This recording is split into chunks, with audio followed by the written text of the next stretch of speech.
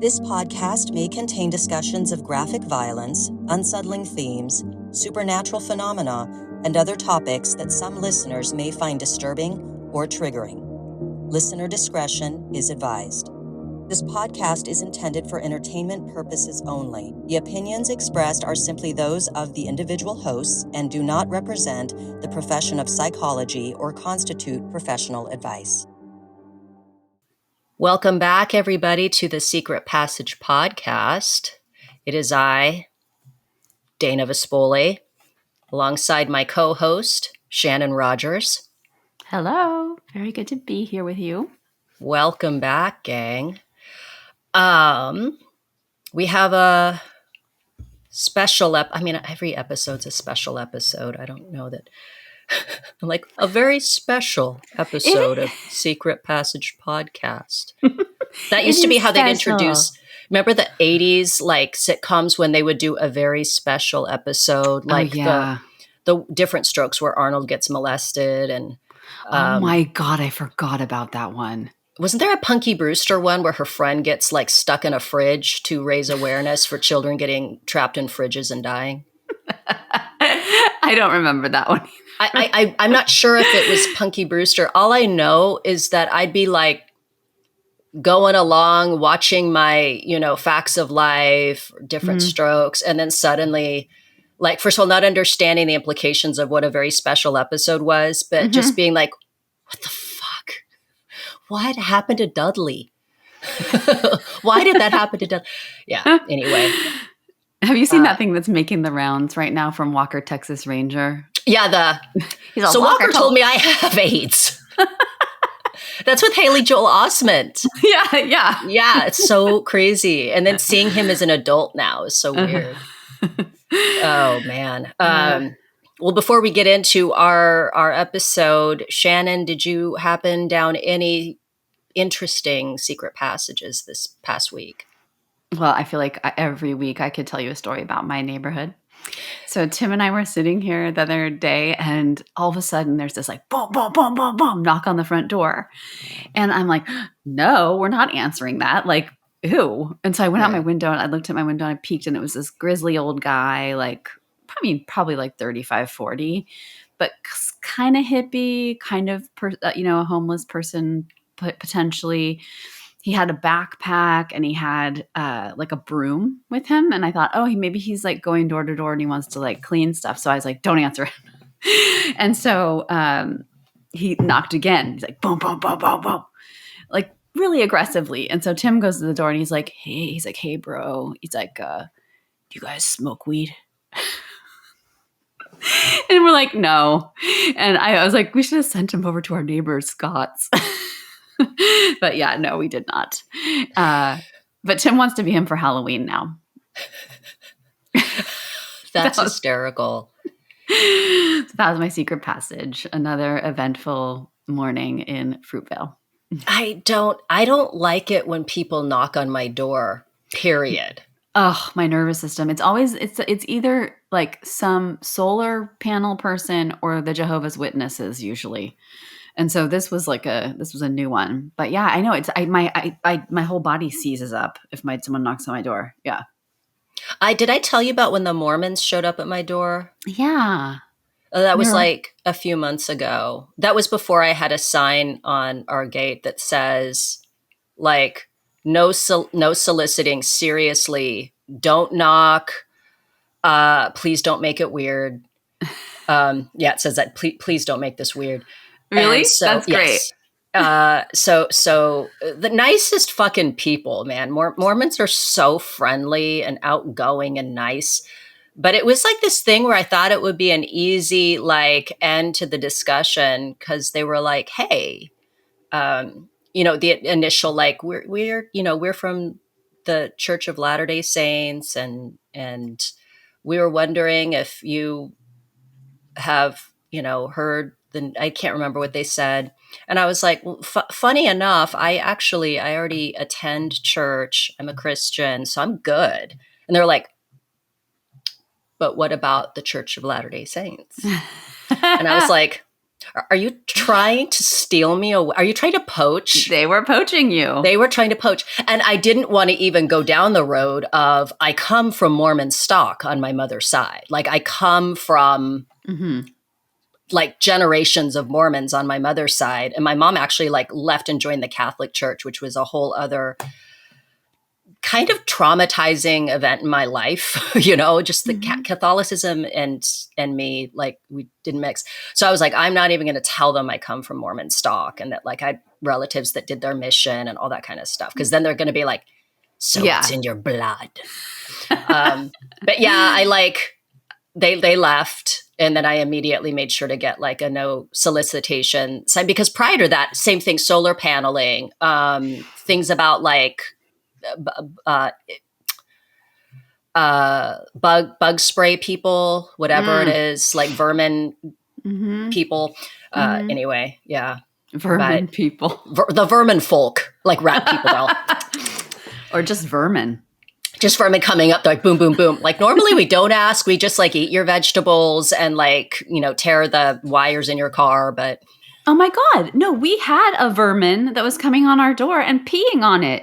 I thought it was like, I know, I think it was a cat spraying and I saw it and I made up a little, like, I'm like, this cat's walking around the neighborhood peeing on everybody's doors, like, to all the little buddies, I'm the boss. Yeah.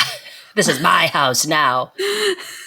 Oh man. So how about you and your secret passage? My secret passage. I feel like I have a secret passage. Oh, well, how about Clown in a Cornfield, which you recommended? I watched that last night. What did you think? Well, first of all, I love clowns. Like unironically. If there's an ironic way to love clowns, I don't know. I don't know. I just really like clowns a lot. And I even had a shirt I would wear on Halloween that said, "It's all clowns are funny." And it's a picture of a clown holding a balloon in the cemetery. Oh. But anyone who's also like watched my Evil Angel content, they know I love clowns. But yeah, I don't know what it is. I was watching it and absolutely delighting in just the squeaky shoes. I love the squeaky clown shoes. And then the giant clown footprint when this guy's like, how are your feet this big in the cornfield? And it's just funny because one of my twins came in when I was watching it and saw the part with the giant like footprint. And I was like, hey, do you think clowns just wear big shoes or do you think their feet are that big? And he's like, well, I mean, you remember the giant clown shoes that, you know, the other twin wanted for Christmas because he wanted clown shoes for Christmas. I don't know why. So I'm like, that's the thing. And then just all these things about like, are clowns people dressing up as clowns or like imagining clowns as being this kind of species? I like to think of them that way. Like Art the Clown, who might be my favorite evil clown. More than Pennywise, because Pennywise is for fans of Stephen King, It lore. Pennywise is just a sort of an incarnation of this weird ancient demonic spirit. So sometimes he's a creepy spider, sometimes he's a clown. But like I like just the clown that's a clown. So I love the clown thing. It was hilarious. It was so funny. I didn't expect it to be as funny as it was. There were a lot of surprises. I like that it didn't take itself super seriously. You know, it was very camp. And that's, I think, where it really succeeded is it wasn't trying to be especially scary. I mean, there's plenty of tension and some scares and things like that. But it was just a lot of fun. So fun. So many funny jokes. Yeah. Like referencing horror and, you know, the running through the cornfield and the girls are running through the cornfield. And she's like, I feel like I'm in like an 80s movie in the corn. Yeah. And I liked that it was totally our era because it started in 91, like the time it's, you know, and then. Are you talking about in Kettle Springs? Yes. Kettle Springs. I like the name Kettle Springs. Yeah. Anyway, yeah, it's good. Yeah. So that was fun. It just it was a nice clown experience, horror experience, and comedy experience all rolled into one. So I really appreciated that. Thank you for the recommendation. You're very welcome. Well, I guess we'll get into this episode. This episode is all about Savannah, late porn star Savannah, late Vivid video porn star Savannah, who had a very short career of about 4 years and died by self-inflicted gunshot wound in 1994. Mm. And we discuss what topics to do, and of course we do enjoy covering true crime. Enjoy meaning it's interesting to try and unpack and understand why things happen, how things happen, and then sometimes subject, regardless of how old it is, how dated it might be, I think deserves to be revisited in the context of today. And so that is why I thought it would be interesting for us to talk about the late Savannah and also just the context of her life and the period she grew up in and died in the context of now with how the porn industry has evolved, how our recognition of mental health as worthy of discussion, of exploration, and also aging, I think. Mm-hmm. Being older as a woman, and then being older as a woman in the context of entertainment, and our attitudes about sex, and the mythology of women's empowerment in the context of, really, let's be honest, the male gaze. That's Mm-hmm. we talked about that a little bit with the Lily Phillips episode, but Mm-hmm. that might even be applicable here as well. So do you know much about Savannah? I don't. So I'm coming into this with no knowledge of Savannah, no research, except for our conversations. Or, we did, and this time we didn't talk a lot about it. And so I'm coming in fresh. So I would love to know like something about her history and her work and that kind of thing. Was her name familiar to you prior Oh to yeah, this? that's right. Yes. I think she was like a pretty big, she was the person. So she's the person my boyfriend would talk about as one of there was also another person, Sia or something, or Seika? Seika. Seika, yeah. People talked about Seika in high school, the boys. Okay. And then I had a boyfriend in college who liked Savannah, and that Savannah was one of his favorite stars. Okay. Adult. Yes. So she was a huge, very, very popular contract star for Vivid Video. So back in the day, like the big studios were Vivid, which was like number one. Vivid had the contract stars who were really, really, really popular. They benefited, from higher quality production. Mm-hmm. Bigger budgets, lots of exposure, as much exposure as you could have back then, before really the internet took off. They would do feature dancing engagements where they would go travel the country to different strip clubs and be like the featured showcase person. And people would come in droves from the various towns to see them. And that was part of their like promotion and marketing for exactly. I see. Okay. Yes. So, of course, at the time, the video stores, because again, this is pre iPhone, internet websites, pay-per-view type things. You would have like the pay-per-view in hotel rooms, right? If you wanted to go and watch an adult movie, you'd have access there.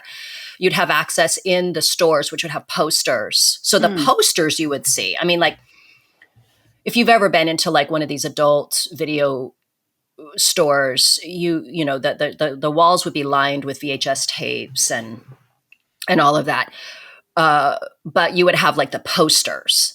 And the posters generally tended to be the vivid stars. You know, they were made up really, really well. There was nothing like amateur looking about it. They looked very glamorous. So you would have like Savannah, later on, Jenna Jameson, who are some of the other, Jamie Summers, Christy Canyon, all of these. You'd sort of start recognizing them based on these posters.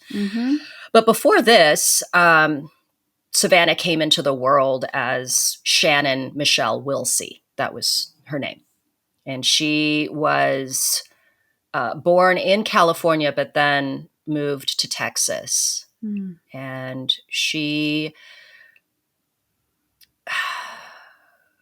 was the product of a tough upbringing.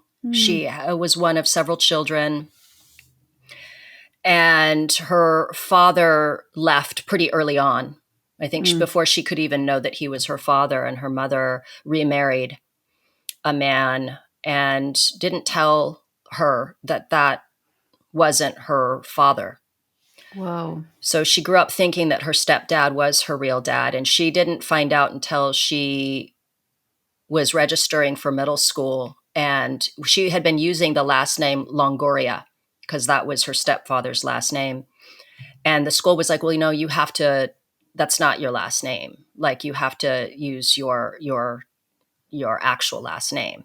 And then that's how she found out that her real father left and that her stepfather was not her real father. And so that was tough on her because I mean, for obvious reasons, it's a weird thing to find out in such a harsh way. Yeah.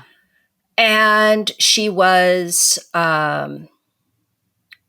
sexually abused by her stepdad. Her mother didn't believe her. To this day, says that never happened, which there's the problem, as far as I'm concerned, that followed her whole life. Wow. That happens frequently, by the way. Yeah. Oh, no, for sure. Yeah. And she was essentially a throwaway kid. Like she bounced around from different living situations. And then eventually she ended up she loved music and rock and roll and all that kind of stuff. And she ended up in a relationship with Greg Allman when she was 16 and he was in his 40s. And I mean, I can't say this as a fact, but it is widely believed that he is the one that introduced her to heroin and drugs and all that kind of stuff. And it would stand to reason because he was abusing drugs. So there's a lot to unpack right there. Yeah. A 16-year-old girl, a man that, you know, is in his 40s. He's into drugs. She gets into drugs and really, really, really she's known for being involved with a lot of rock and roll types. That was that. I mean, she loved that kind of world.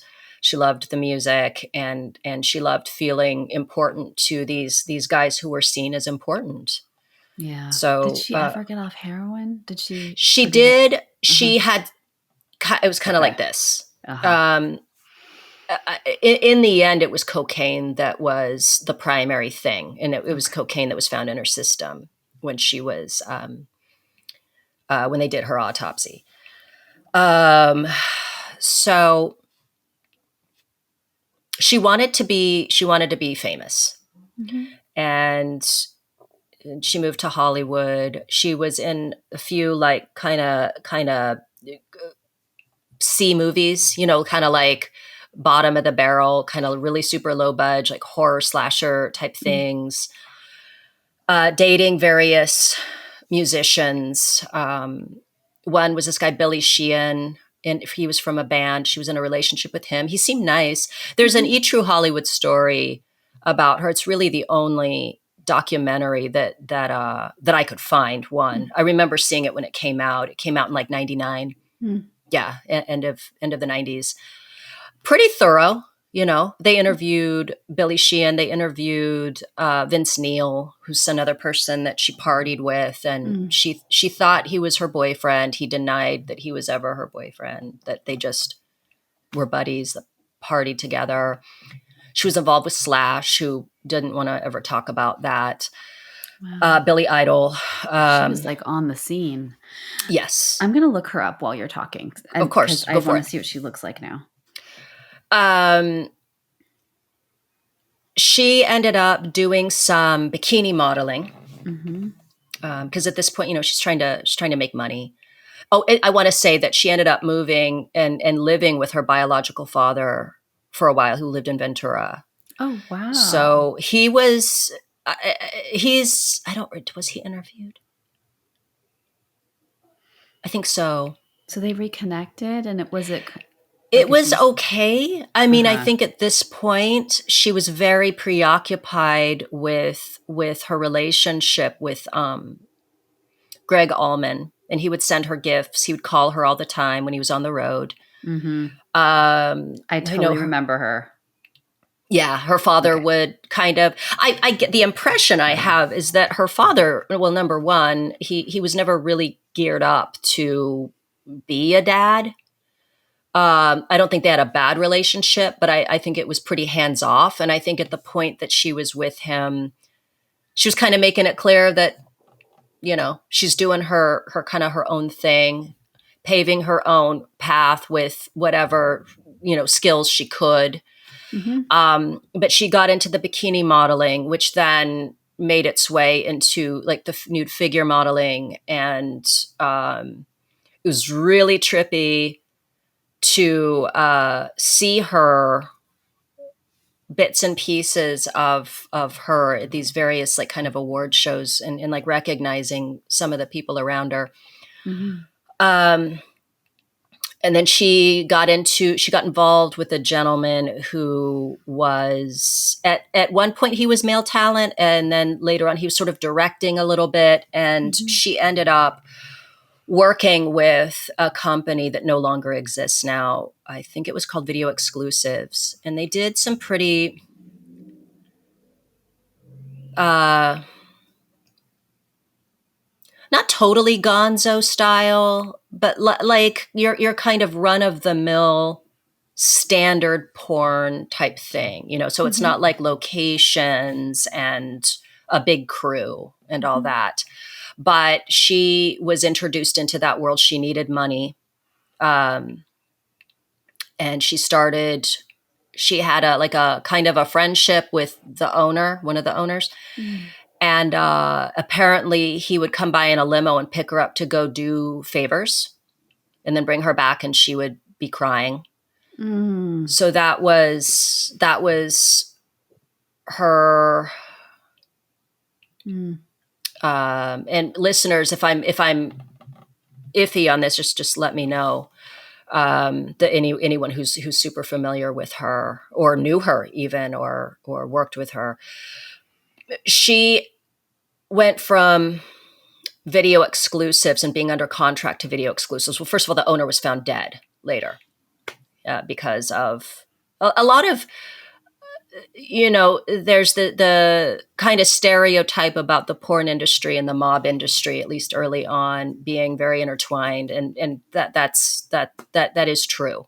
That I've spoken to folks that described experiences of being, shooting porn in the 90s. And at the end of the day, these guys would show up in suits and open up briefcases and pull out wads of cash and pass them around. So, of course, right? But I'm not saying that is what happened to this guy, but he was definitely involved in some shit. She ended up moving on to Vivid and was under contract to Vivid and became incredibly, incredibly popular, where her image on a box cover, her being in the movie itself was, producing record sales. And She became demanding on set pretty quickly, I want to say, demanding things like people go and get her drugs. She would show up late. She was very difficult. Mm-hmm. Not unlikable, but very difficult. Mm-hmm. And then of course she became, I think, bratty, very, very, very bratty. Eventually her, and the guys, I'm summarizing this so that we can kind of get into the real discussion. Mm-hmm. So again, like I said, her career was very short-lived when you think about it. Yeah. 4 years is real fast. 4 years. 4 years. So when did she start? Was she like 18, 19? Do you know? I want to say she was 18. 18 or 19. Okay. Maybe 19. She died when she was 23. She was very young. Wow. 23, about to be 24. Mm-hmm. Right, because she died in July of 94. And she was born in October. Mm-hmm. Still very young.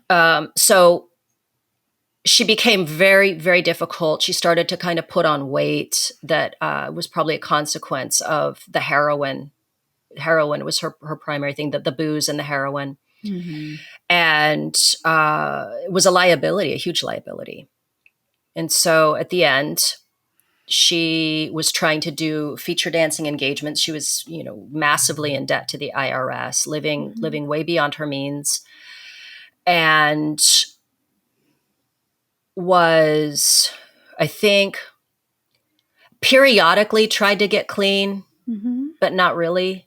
Mm-hmm. I think she managed to get off heroin, but then, of course, was really just actively in a cocaine period.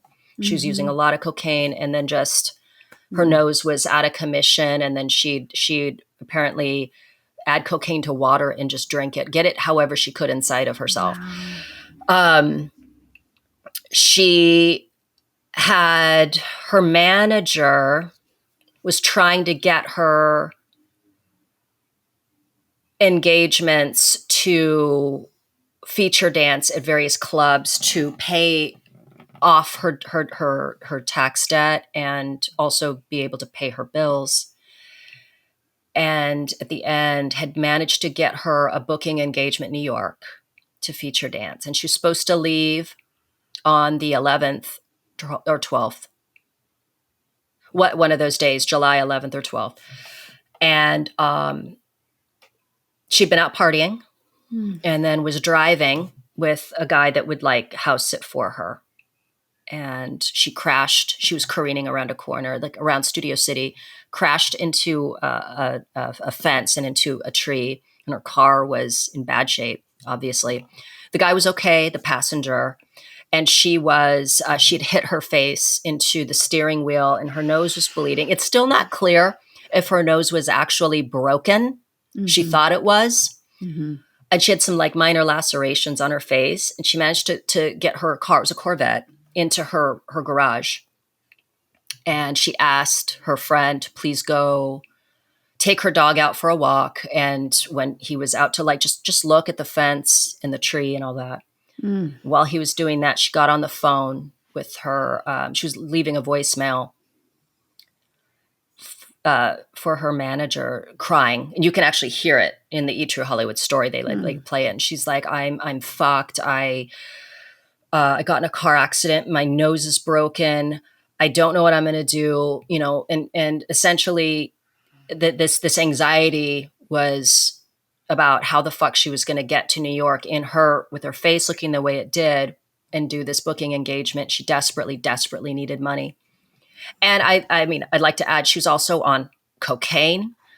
And as someone who had a bad period with cocaine, the smallest problem, it becomes insurmountable. You have the paranoia, especially if you're actively in mild cocaine psychosis. I'm not saying she was, but I remember anything getting a notice that my registration was coming due would produce this massive amount of paranoia and anxiety. Yeah.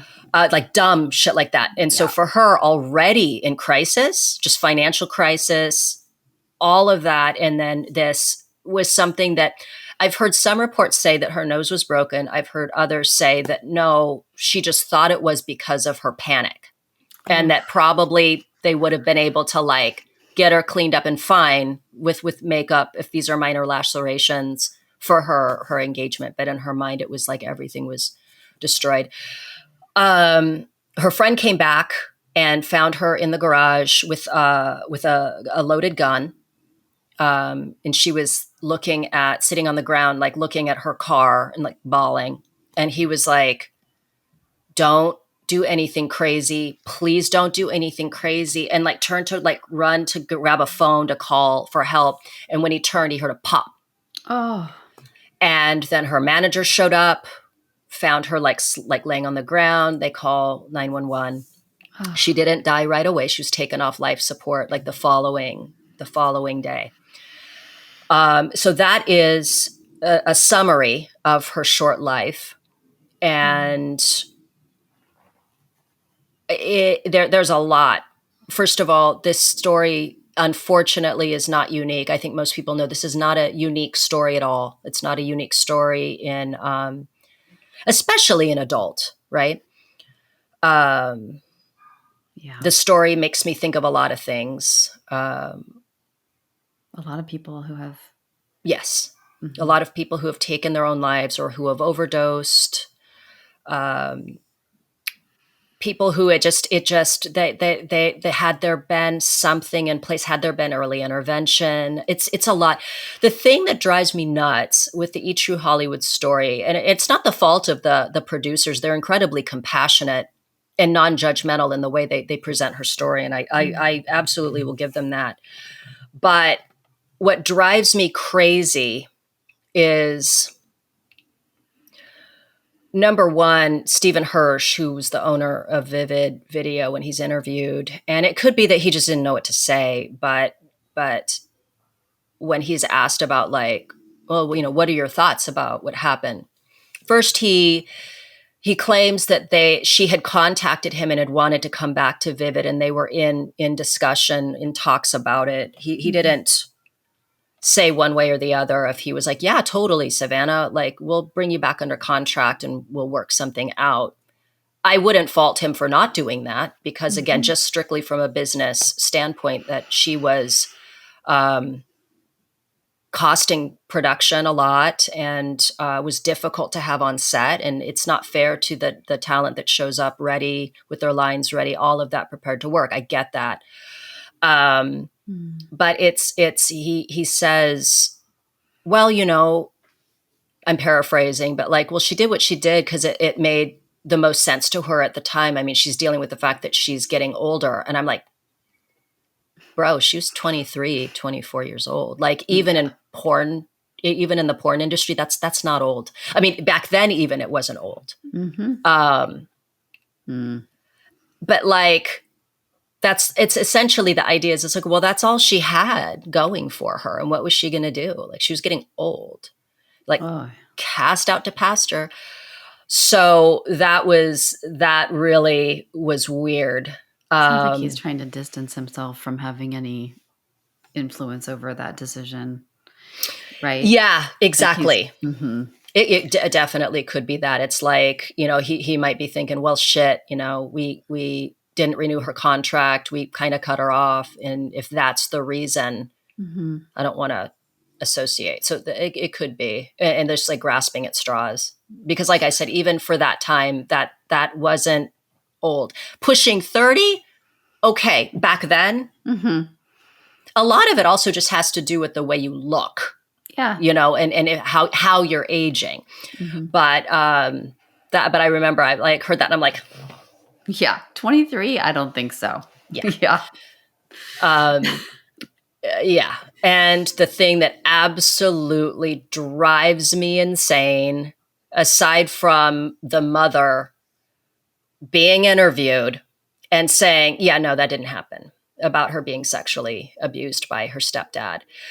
And apparently, the way she would describe it, she tried calling like a drug support hotline or something in crisis. Mm. At some point, she called like a crisis line. Mm. I don't know if it was a suicide hotline. I don't think so, or if it was like one of those. Because I actually called a number like that when I was in drug crisis. One of those like anonymous like narcotics lines.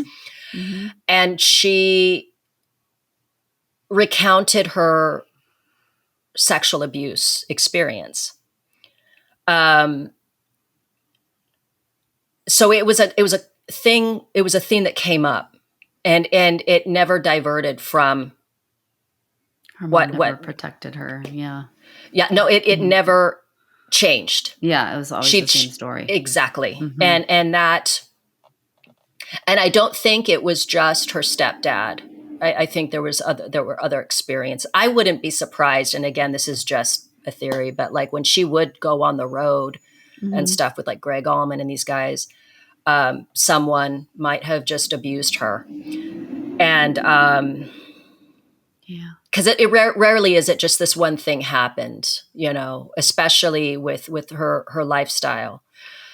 The other thing that drives me crazy is at the end, one of her friends saying, okay, well, this is a cautionary tale for girls who think that a career in porn is a good idea.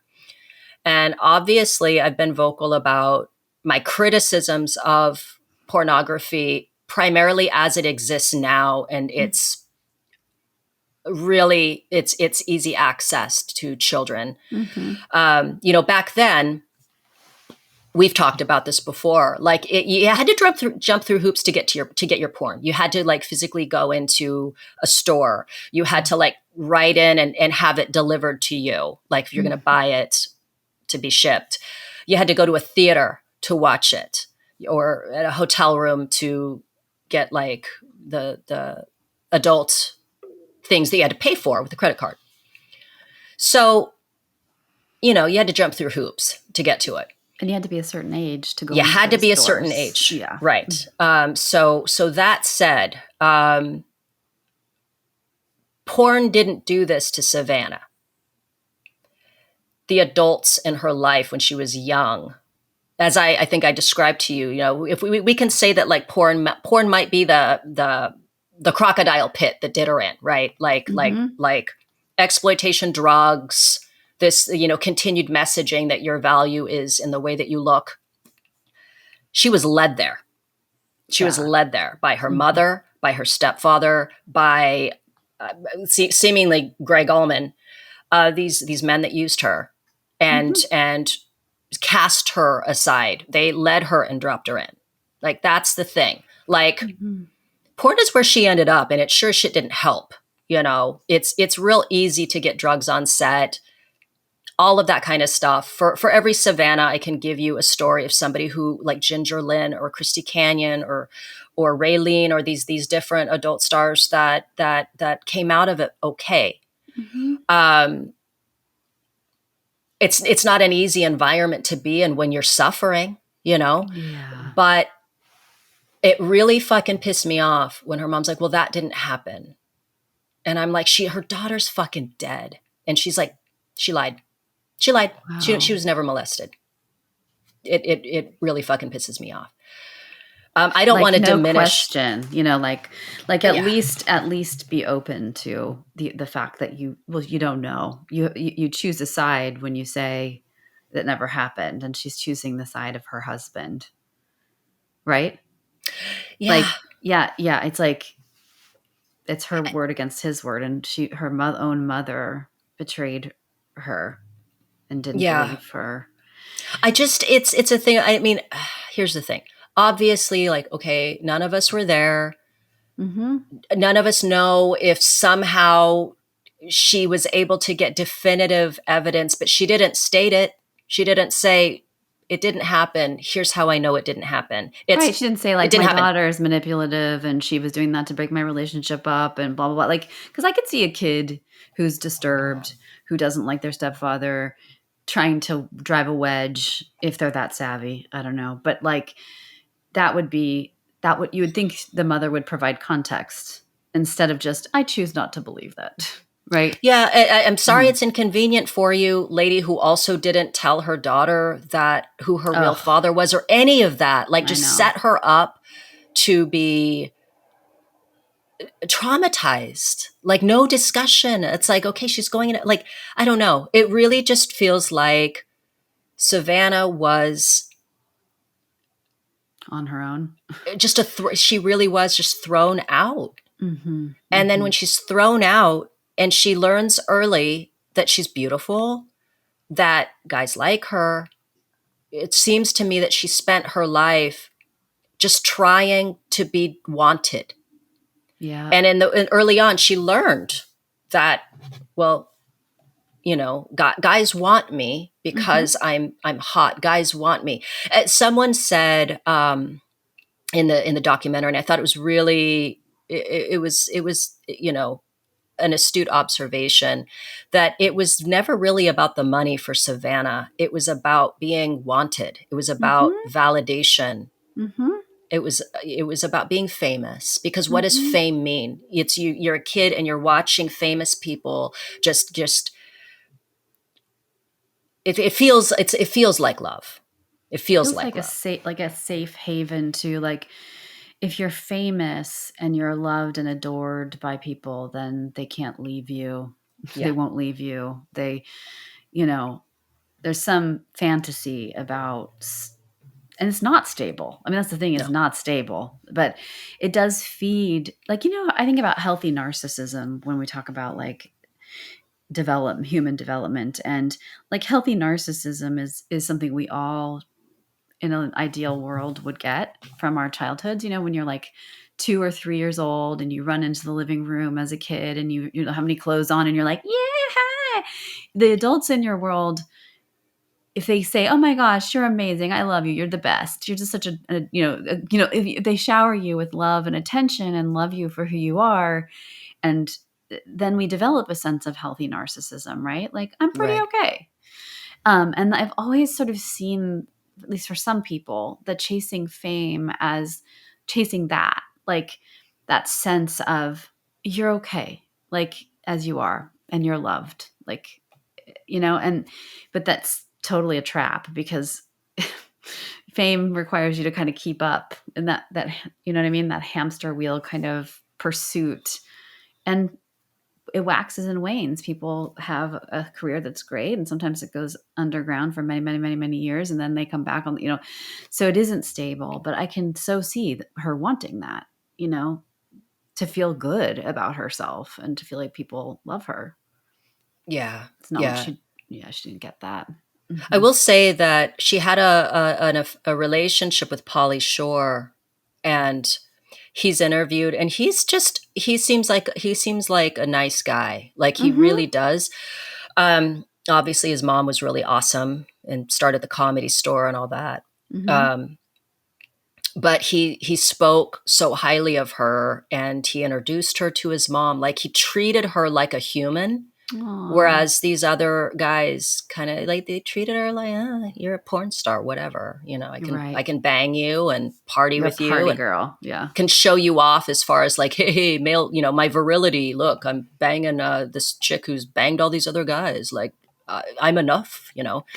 But Pauly was really did seem to care about her a lot, but in the tradition of challenging damaged people, you know, he couldn't save her. Not anyone that wanted to save her, and there were people who did. Jenna Fine, who was a porn star around that time. So Savannah was pretty bisexual. She had a relationship with Jenna Fine. They were friends and also like girlfriends. But Savannah was one that was hard to pin down, hard to contain enough to be like, hey, you know, you need help. So ultimately, she didn't want to be saved. She didn't want to be helped. You can't hold someone in like a rehab if they don't want to be there. I'm not It's sure if hard. there was ever any situation that would have that she was in that would have, and even then, these like 5150 holds are only for a brief period of time. So I don't. It's hard to get someone committed. Yeah, it's hard against their will. And then even then, yeah, they can get out. They can convince a doctor that they're okay. Or you're just making me think about trauma though, and like how, trauma just obliterates your sense of a safe and just world, and how, and then throw drugs in the mix. It's like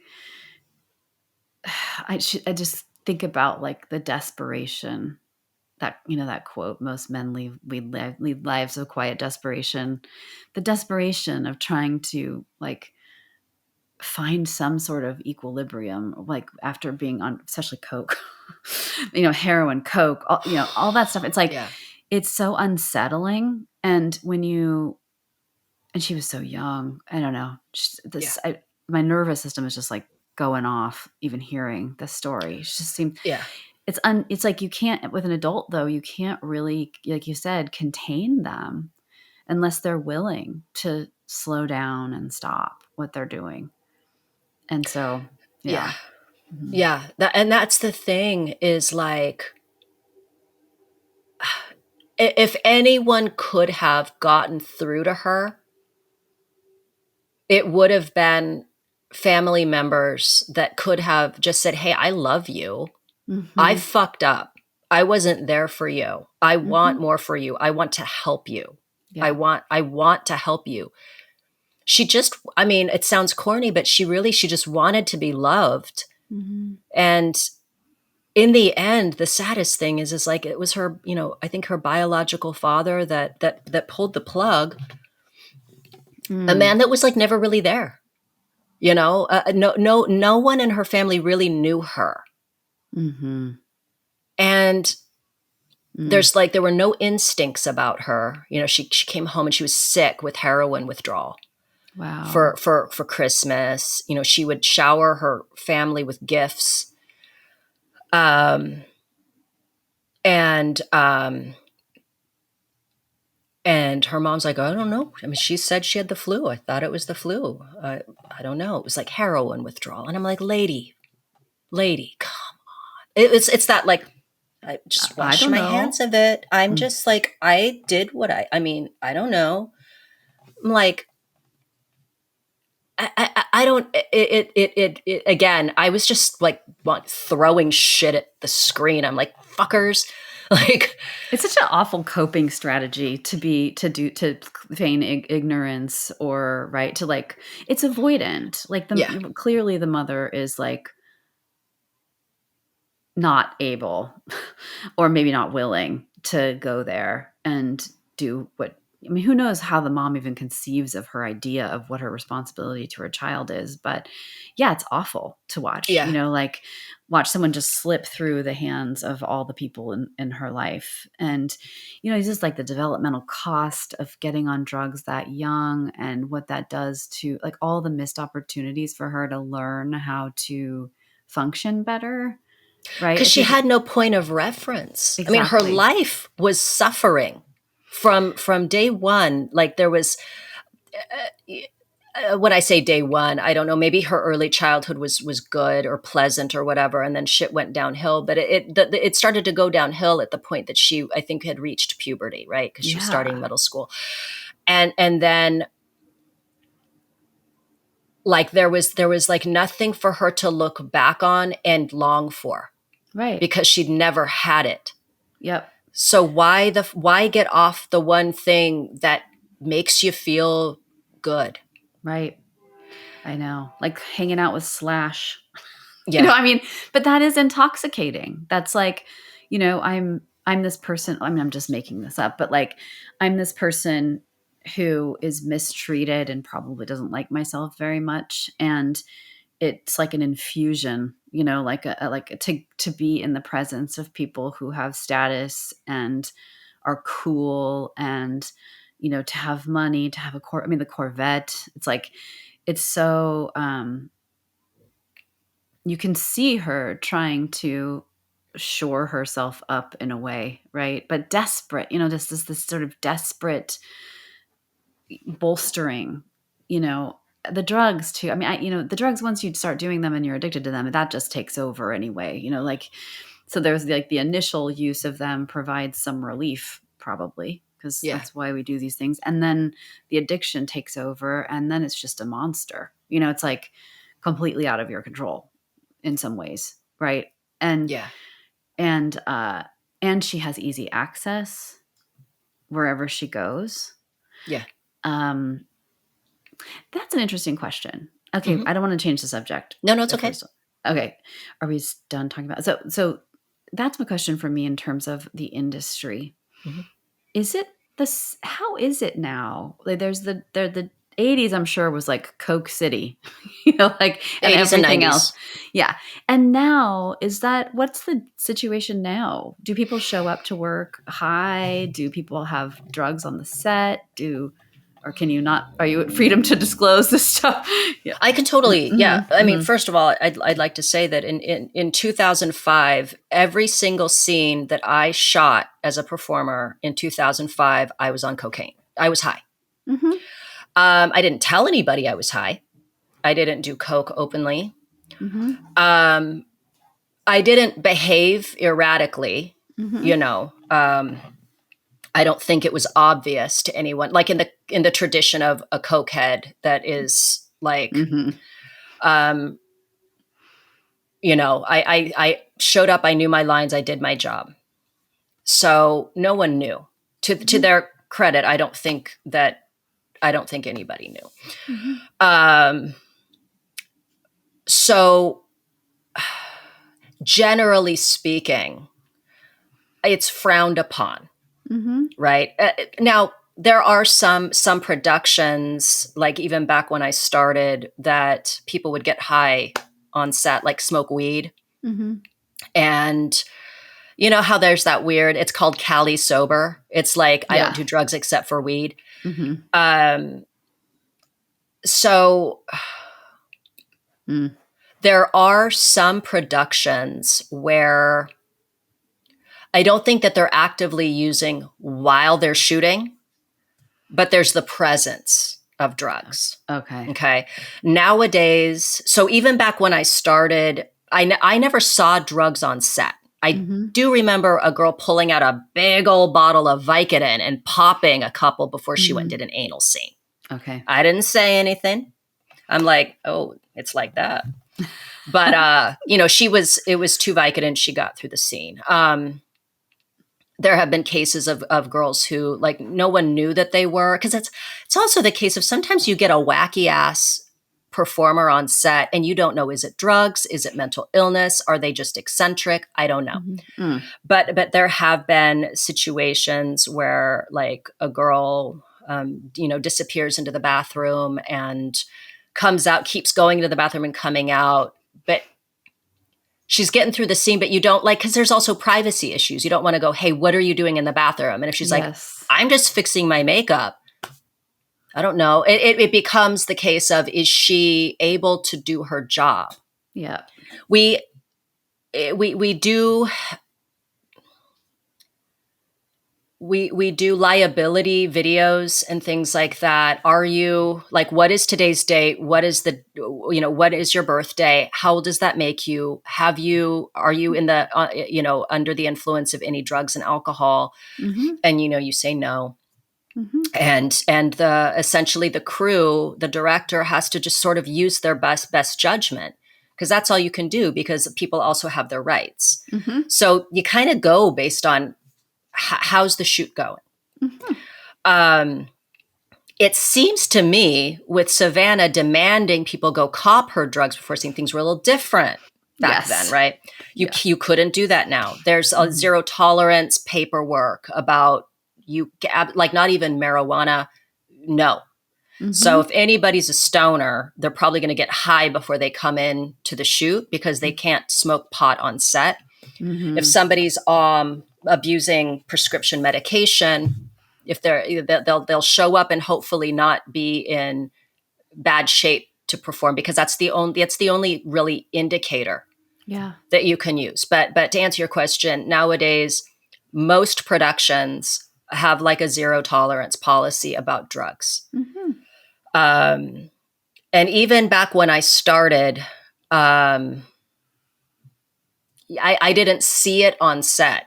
And I'm sure that there were people doing what I was doing, which is like doing little bumps in the bathroom or doing it in their car or whatever. But it wasn't an outward thing, because at the end of the day, it is a business, and these companies are counting on, the producer and director to like get them a product that is the quality that they want.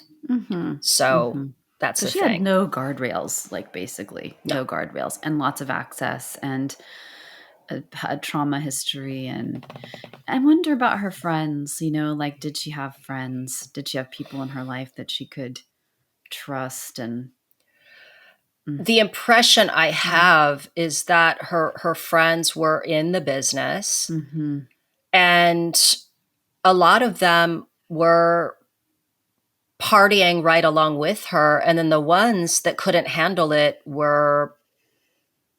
she didn't see very often. yeah. That's the impression I have. And I will say that it's interesting looking at Savannah, that her brief history in the context of now.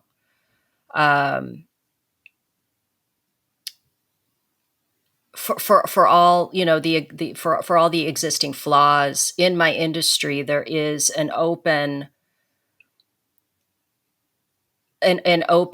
dialogue about mental health, and there are resources in place for there's also like Pineapple is something that started shortly after August Ames died in I want to say it was 2017, December of 2017, I think. Also by suicide?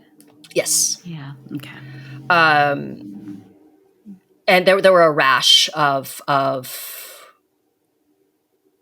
deaths, young performers around that time. It was it was overwhelming, but that brought about resources for people and adults seeking mental health, but also not wanting to be stigmatized for being sex workers.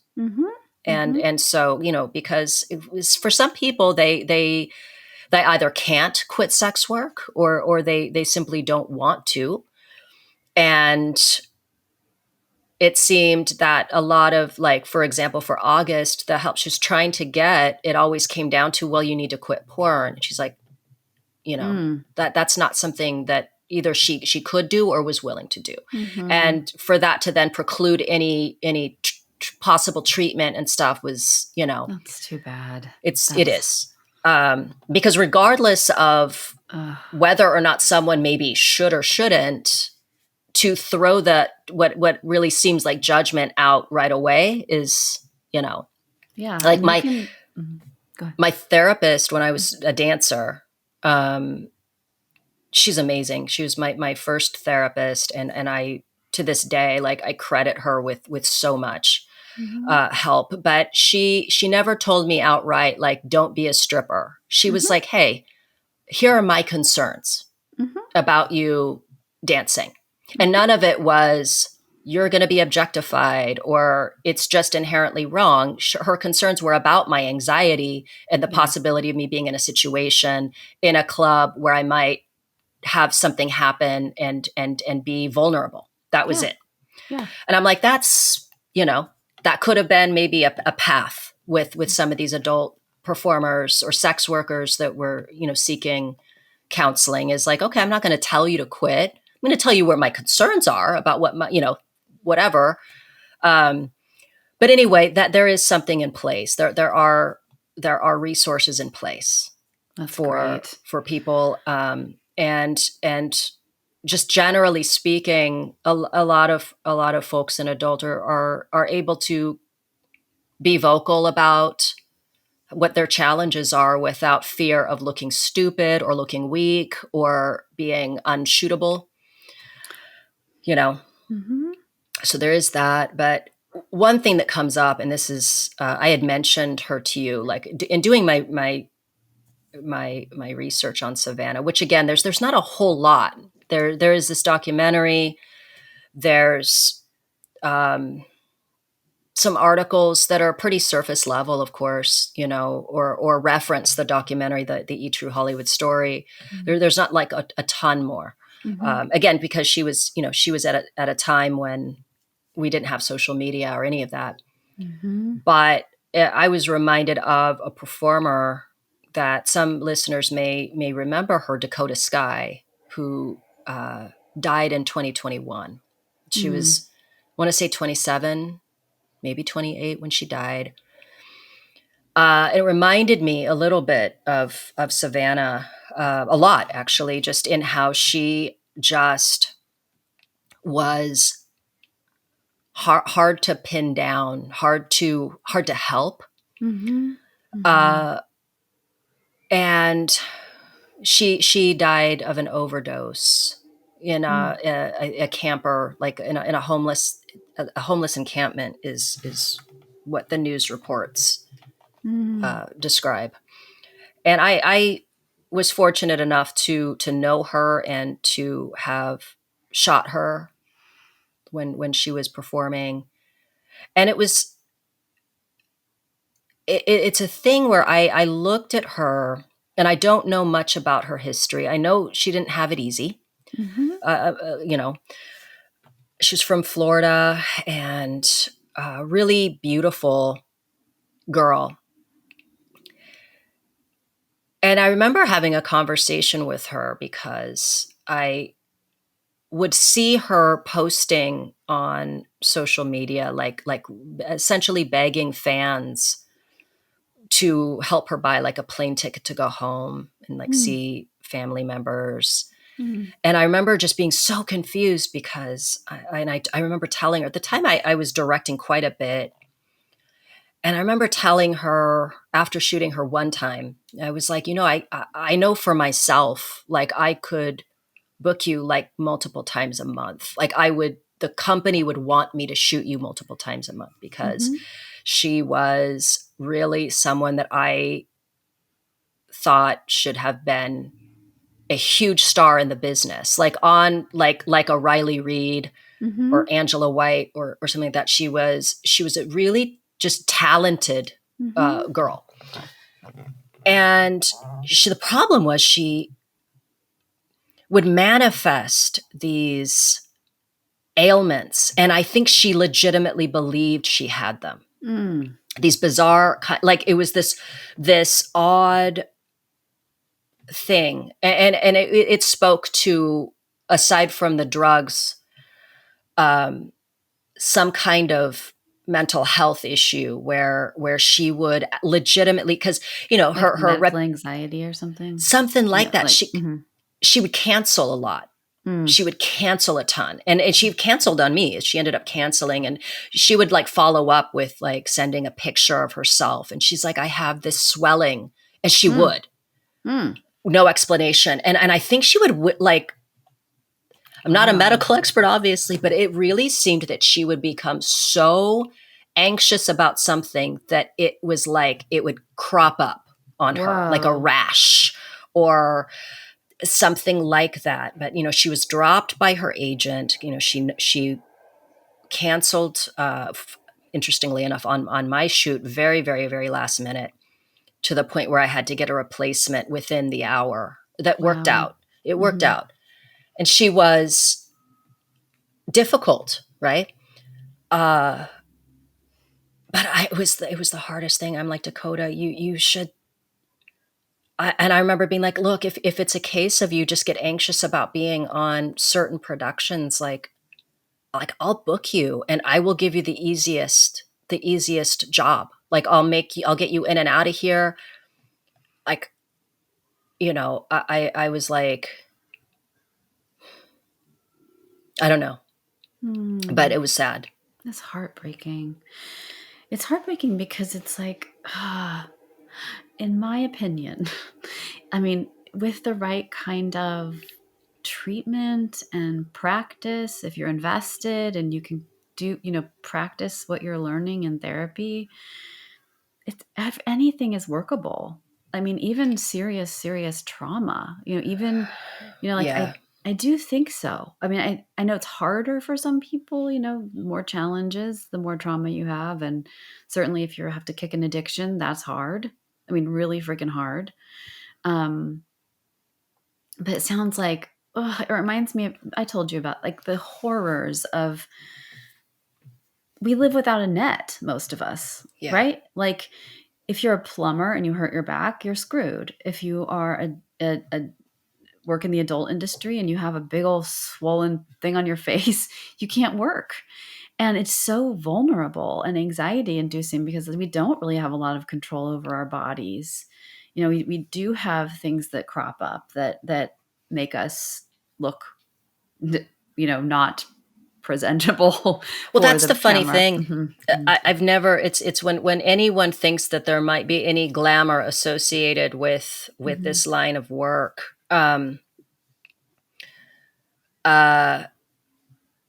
It's because you see girls in makeup and glamorous outfits and things like that. But I just it's actually incredibly blue collar. I mean, we our there's an interesting kind of intersection, or I think of just my experience in like with combat sports. And I think of like, prize fighters being like, there's a similar thing with like adult entertainers, which is your body is your business.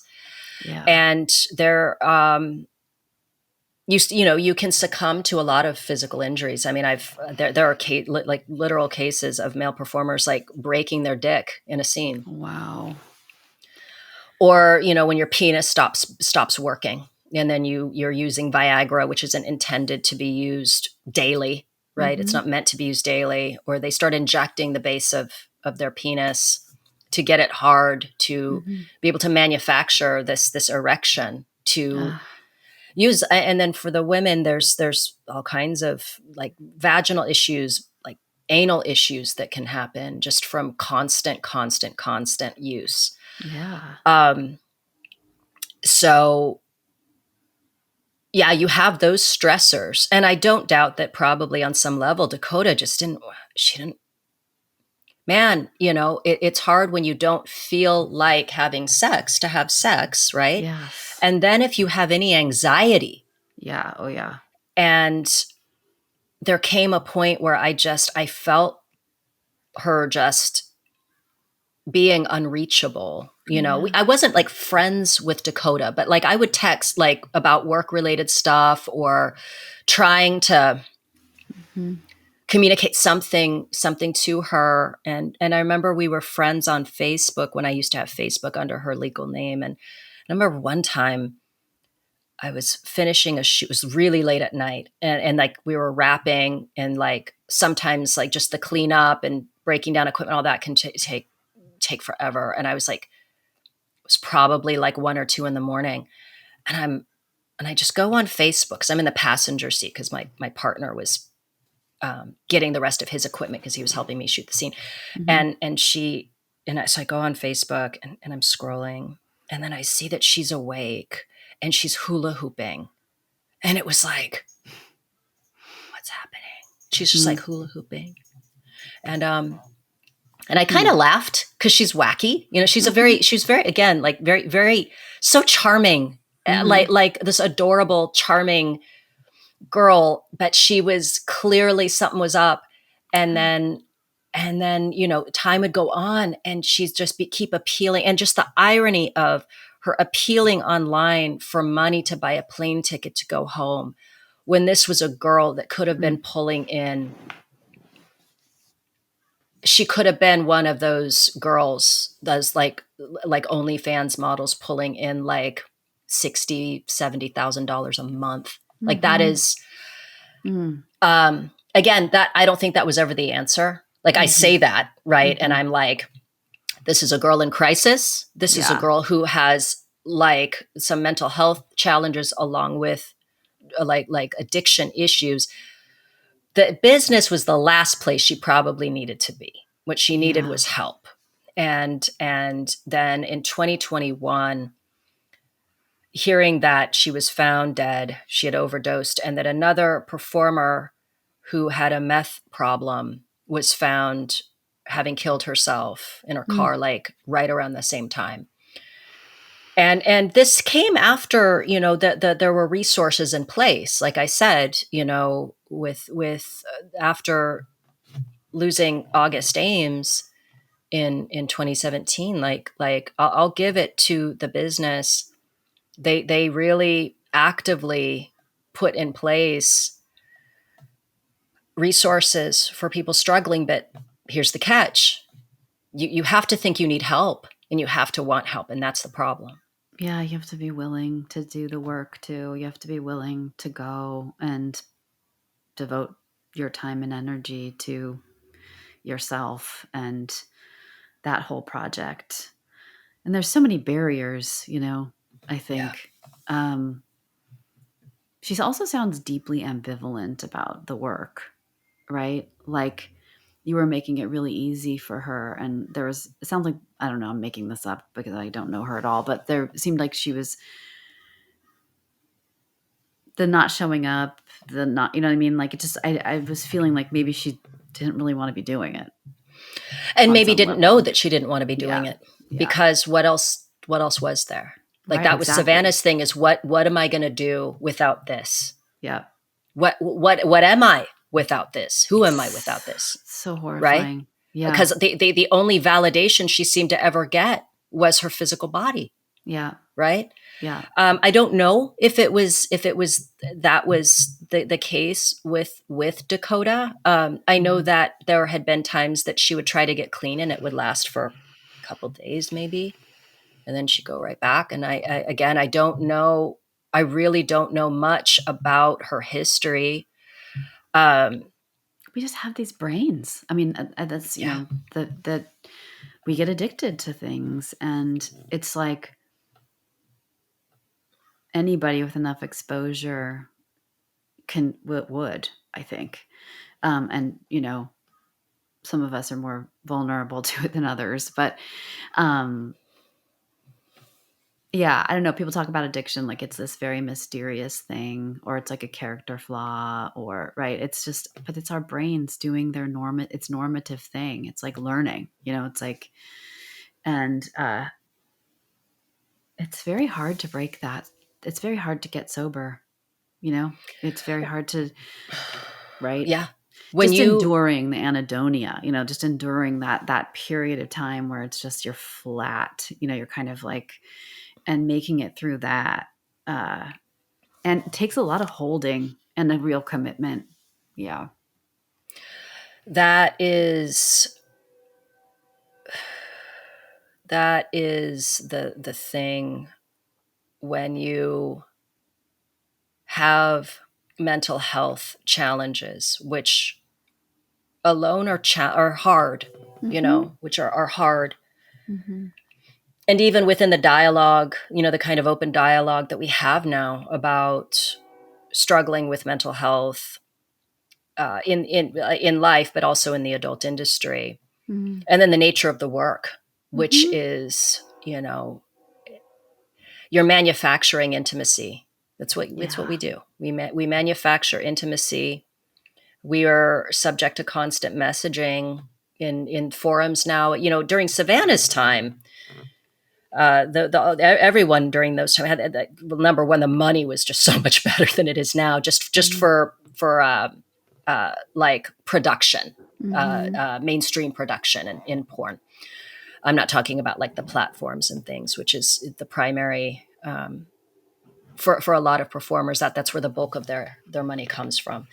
But during the heyday of the 90s, you didn't receive comments telling you that, you know, you're ugly, or you're fat, or you're too thin, or you're stupid, or your scenes suck, or any of that kind of thing. Like at least the performers in the 90s were spared that. If they got any of that, it was probably like in person. They're at a feature dancing engagement, which by and large, most of the time, I think was probably pretty positive in terms of people being like coming there and being excited to see them. So they weren't subjected to that. Because that is what that is not helpful when you're not just a public figure the way that these girls are now, like Dakota or August Ames or anyone, being a public figure and getting that kind of messaging that you're unattractive, but then you've been naked and you have been doing the most kind of vulnerable thing you can do, which is just be naked and intimate. But then you're being told that there's things wrong with your body or the way that you perform, the way you come across, all of that kind of thing. Like, keep in mind, listeners, I know we spoke a couple weeks ago about like Sydney Sweeney and her jeans ad, and that, people then go in the comments and tell her that she's ugly. There's this one post that did I tell you about really this woman who very interestingly, posted that Sydney Sweeney was a butterface. And if you saw this woman who posted like, it, I'm like, butterface here. Well, I'm just like, where's your self-awareness? Where's your self-awareness? You are entitled to your opinion, of course, right? No one has to think Sydney Sweeney's hot. Like when I talk about like me finding her attractive or her just being considered generally attractive, which is the truth because she's widely famous, not just for her acting. She's a very good actress, but for being what is considered beautiful, right? By today's standards, whatever. But when you're entitled to not think she's attractive, but when you go online and you say that, you need everyone to know that you think that. It's bizarre, right? Yeah. But so Sydney Sweeney hearing that, right? And then you gotta think about a girl like Dakota Skye, a girl like August Ames, any one of these performers are not only being scrutinized and judged for the way they look, but also for their bodies and for their choices, for choosing to do this line of work. Yeah. And there's an odd ownership that a lot of these men have when they've seen you naked and vulnerable. They feel like they own you because they've seen you be intimate. Yeah. Oh, yeah. And I can speak from experience, like some of the really strange comments that even I get. And I don't really look at comments anymore because I'm just like, I can't. This is, there's nothing I can do about these people thinking the things that they think. But I'm also almost 53 years old and could give two fucks what anyone thinks of my body or whatever. And you have a full life, and I have a life, you're not like addicted to drugs, and like you're right. Not anymore. Addiction never really ends, but I'm not struggling. But you think about a girl who's young and who hasn't had it easy. Life hasn't been easy, and they're reading these comments. And there's a clip of Sydney Sweeney crying, really? And she's saying like. It's you can find it if you look for it, but she's crying and she's saying something to the effect of like, you're something about like, when you think you say these things and it, whatever, like that her feelings are hurt.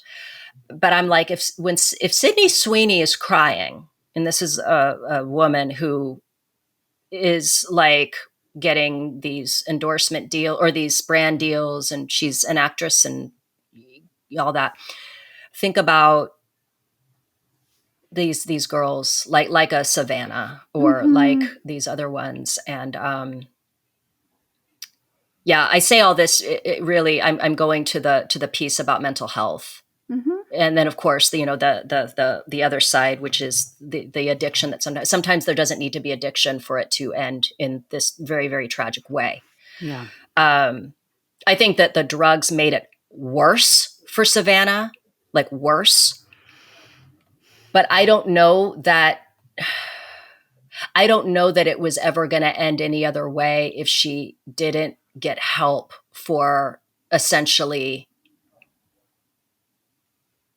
what made her vulnerable to drugs anyway, if that makes sense. Yes. Yeah. I mean, Yeah. the underlying stuff, right? Like, yeah. Yeah. Mm-hmm. But that is the story of Savannah, and it brings up a lot of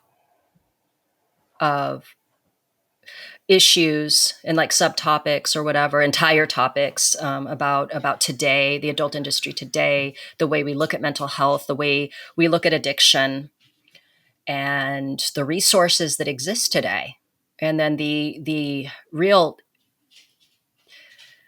the challenging thing of, even with these resources, Right. Well, people take them up. Yeah, Mm-hmm. exactly. But they exist, and the good news is, I think that if there's anything good about social media, I have seen girls go on social media and say, hey, does anyone know, like, for example, like a gynecologist or a doctor that's not going to judge me for what I do? My DMs are open. The girl gets help. Like, if there's anything good about this kind of easier access we have to each other, it's that, and that there are good people. There really are. Like in my field, definitely. Like, I think, well, at least in my training, which was a long time ago, I think there's like a respect for sex workers and for adult performers, and but you're always gonna, it's there's a lot of variation in our field in terms of people's training and practice and focus and whatever. So it's still, I guess, what I would say to people in the industry who are looking for help, they have, therapists, the networks probably that they could be referred through the thing you mentioned earlier. What was it called? Pineapple. But yeah, to assess maybe early when you're checking out therapists, to get a sense of whether or not, they have strong, we're not supposed to come with our strong opinions. But like, I would look at the whole context of someone's life if they came to me, and, whether or not they were ambivalent about the work they were doing. And, if they were, that's okay. Most people can't quit their jobs, and they can't quit their jobs immediately. So, the question is, how do you live with your life the way it is? And how do you live well? And that's totally possible, I think. Yeah. Oh, there's Ginger scratching. Amazingly enough, I never ran into trouble with therapists and my line of work. I think more now than ever, there is